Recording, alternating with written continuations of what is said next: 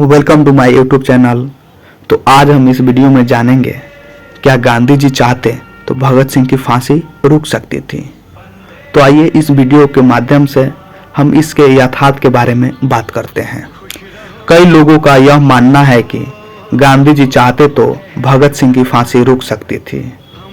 अंग्रेजों से ज़्यादा गांधी जी को जिम्मेदार ठहराने लगते हैं। मुझे तो इस बात पे हंसी भी आती है। जैसे गांधी जी इतने बड़े पावरफुल आदमी हैं जिनके इशारे पर भारत में अंग्रेजी सत्ता चल रही है।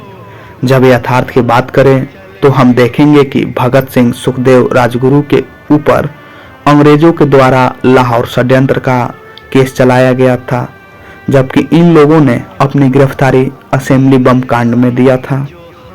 लेकिन ब्रिटिश सरकार जानती थी असेंबली बम कांड में बड़ी सजा नहीं दिया जा सकता, इसलिए इन पर लाहौर षड्यंत्र केस चलाया गया।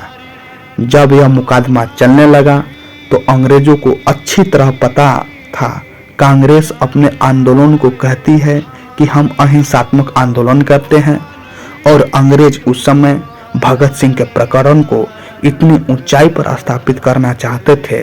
तो उनको लगा कि दो ही रास्ता बचेगा देश में, या तो कांग्रेस भगत सिंह, सुखदेव, राजगुरु को बचाने का प्रयास करेगी, और अगर भगत सिंह, राजगुरु, सुखदेव को बचाने का प्रयास करेगी तो निश्चित तौर पर कांग्रेस को स्वीकार करना पड़ेगा कि कांग्रेस एक हिंसात्मक संगठन है, और अगर कांग्रेस हिंसात्मक संगठन स्वीकार कर लेगी तो निश्चित तौर पर कांग्रेस के खिलाफ दमनात्मक कार्रवाई की जा सकती है।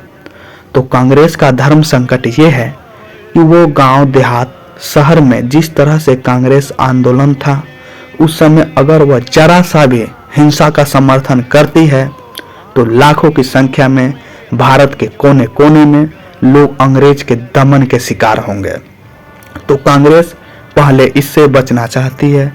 अंग्रेजों को लगा यदि भगत सिंह, सुखदेव, राजगुरु को नहीं बचाएगी तो भारत की जनता कहेगी इतनी बड़ी कुर्बानी देने वाले लोगों को कांग्रेस नहीं बचा सकती, तो फिर हम इनके साथ खड़े होकर अंग्रेजों के विरुद्ध आंदोलन क्यों करें। अंग्रेजों ने इस परिस्थिति में एक बहुत बड़ा षड्यंत्र बुना, या तो कांग्रेस बचाए तो कांग्रेस का नुकसान, या नहीं बचाए तो भारत की जनता इनका साथ नहीं देगी। इस तरह से अंग्रेजों को दोनों तरह से भारत में अनुकूलता प्राप्त होगी। कांग्रेस एक धर्म संकट में है। यही कारण है कि गांधी जी इरविन के साथ बात करने गए। गांधी इरविन समझौते में कहा इन तीनों नौजवानों को छोड़ दीजिए। लॉर्ड इरविन ने गांधी जी के समक्ष प्लेन पेपर बढ़ा दिया, कहा कि आप इस पर साइन कीजिए, हम ब्रिटिश सरकार से बात करेंगे कि गांधी जी भगत सिंह, राजगुरु, सुखदेव को बचाने के लिए उनके पक्ष में सहमति देते हुए इन्हें बचाना चाहते हैं। गांधी जी ने साइन करके वह पेपर नहीं दिया, क्योंकि वह जानते थे यह पेपर पर किया हुआ साइन एक प्रकार से भारत के अंदर इस आंदोलन को हिंसात्मक बना देना होगा। अंग्रेज भी यही चाहते थे। गांधी जी के अलावा कांग्रेस के सभी नेता भगत सिंह, राजगुरु और सुखदेव को बचाना चाहते थे, लेकिन सबके समक्ष एक प्रकार का लिमिटेशन था, जिससे उनके लाख प्रयास के बावजूद भी भगत सिंह, राजगुरु और सुखदेव की फांसी नहीं रोक पाए।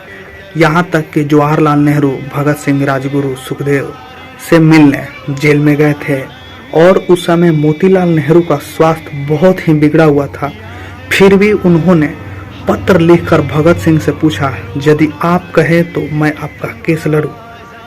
पत्र का जवाब देते हुए भगत सिंह ने कहा, मैं जानता हूं यदि आप मेरे केस को लड़ेंगे तो मैं निश्चित तौर पर जीत जाऊंगा, लेकिन मेरे इस जीत से कई गुना बेहतर होगा मेरा देश के लिए शहीद होना। अंततः सभी के प्रयासों के बावजूद भी भगत सिंह, राजगुरु और सुखदेव की फांसी 23 मार्च 1931 को दे दी गई।